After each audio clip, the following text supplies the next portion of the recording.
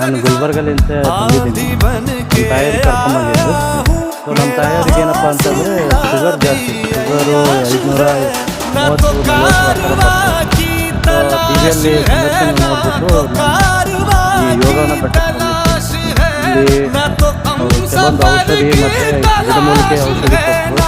ಆಮೇಲೆ ಕೈ ನೋವು ಕಾಲು ನೋವು ಆ ಥರ ಏನೋ ಔಷಧಿ ಕೊಟ್ಟಿದ್ರು. ನಾವು ಅದನ್ನು ತಾಯಿಯವರು ಯೂಸ್ ಮಾಡ್ತಾಯಿದ್ದಾರೆ. ಆಮೇಲೆ ಡೈಲಿ ಟಿ ವಿಯಲ್ಲಿ ಬರೋ ಸಂದರ್ಶನ ಅವ್ರು ನೋಡ್ತಾ ಇರ್ತಾರೆ. ನಮ್ಮ ಮನೆ ಹತ್ರ ಇರೋರಿಗೆಲ್ಲನೂ ಅದ್ರ ಬಗ್ಗೆ ತಿಳಿಸಿ ಹೇಳ್ತಾ ಇದ್ದಾರೆ. ಅದರಿಂದ ಮೋಟಿವೇಟ್ ಆಗಿ ಅವರು ಅಲ್ಲಿ ತೊಗೊಂಡ್ಬಿಟ್ಟು ಅವ್ರ ಆರೋಗ್ಯನೂ ಚೆನ್ನಾಗಿ ಇಂಪ್ರೂವ್ಮೆಂಟ್ ಆಗಿದೆ. ಒಂದು ಪರ್ಸನಲ್ ಹೇಳ್ಬೇಕಂದ್ರೆ ನಮ್ಮ ತಾಯಿಯವರು ಮುಂಚೆ ಶುಗರ್ ಏನಿತ್ತು 530-45 ಅದಕ್ಕಿಂತ ಇವಾಗ ಕಡಿಮೆ ಇದೆ. 260-240 ಬಂದಿದೆ. ಸೊ ಅವ್ರ ವೇಟ್ನು ರೆಡ್ಯೂಸ್ ಆಗಿದೆ. ತುಂಬ ಅಂದರೆ ಮಿನಿಮಮ್ 8ರಿಂದ 10 kg ವೇಟ್ ರೆಡ್ಯೂಸ್ ಆಗಿದೆ. ಸೊ ಇವತ್ತು ಏನಪ್ಪ ಅಂತಂದರೆ ಮುಖ್ಯವಾಗಿ ನಮ್ಮ ತಂದೆಯವರಿಗೆ ಹುಷಾರಿದ್ದಿದ್ದಿಲ್ಲ. ಸೊ ಅದ್ರ ಬಗ್ಗೆನೇ ನಾನು ಕೇಳೋಕ್ಕಂಥೇಳಿ ಇಲ್ಲಿ ಯೋಗವನ ಬೆಟ್ಟಕ್ಕೆ ಬಂದಿದ್ದೆ. ನನ್ನ ಜೊತೆ ಸುಮಾರು ಒಂದು 3 ಜನ ಫ್ರೆಂಡ್ಸಿಗೂ ಕರ್ಕೊಂಬಂದಿದ್ದೀನಿ. ಒಂಥರ ನೋಡಿ ಸೊ ಅಲ್ಲಿ ಇಲ್ಲಿ ತಿರುಗಾಡೋ ಬದಲಿ ನಮ್ಮ ಬೆಂಗಳೂರು ಹತ್ರನೇ ಇರೋ ನೇಚರ್ ಕ್ಯೂರ್ ಅಂತ ಚೆನ್ನಾಗಿದೆ ಅದು. ಸೊ ಇಲ್ಲಿ ಬಂದರೆ ನಿಮಗೆ ಮನಃಶಾಂತಿನೂ ಸಿಗುತ್ತೆ.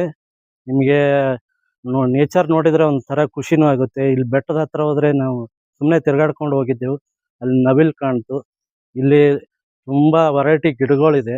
ಸೊ ಗಿಡ ಮರ ನೋಡಿದರೆ ಮನುಷ್ಯಗೆ ಏನೋ ಒಂದು ಸಂತೋಷ. ಆಮೇಲೆ ಹತ್ತಿರ ಒಂದು ಕೆರೆ ಕಾಣುತ್ತೆ. ಇಲ್ಲಿ ಬರೋಕ್ಕೆ ನೀವು 2 ವೀಲರಿಂದನೂ ಬರ್ಬೋದು ಅಥವಾ 4 ವೀಲರನ್ನು ತೊಗೊಂಡು ಬರ್ಬೋದು. ಏನೂ ತೊಂದರೆ ಇಲ್ಲ. ಮಕ್ಕಳಿಗೆಲ್ಲ ಕರ್ಕೊಂಬನ್ನಿ ಅಥವಾ ನಿಮ್ಮ ಮನೆಯಲ್ಲಿ ಹಿರಿಯರು ಯಾರಾದರೂ ಏನಾದರೂ ತೊಂದರೆ ಇದ್ದರೆ ಬಂದು ಹೋದರೆ ನಿಮಗೆ ಒಂದು ಸರ್ತಿ ಯೂಸ್ ಮಾಡಿ ನೋಡಿ. ಯಾಕಂದರೆ ನಾನು ಹೇಳ್ತೀನಂತ ಯಾವನು ಕೇಳಂತ ನಾನು ಹೇಳಲ್ಲ. ನೀವು ಅದನ್ನು ಅನುಭವ ಮಾಡಿದಾಗ ನಿಮಗೆ ಅದ್ರ ಬಗ್ಗೆ ತಿಳುವಳಿಕೆ ಬರುತ್ತೆ.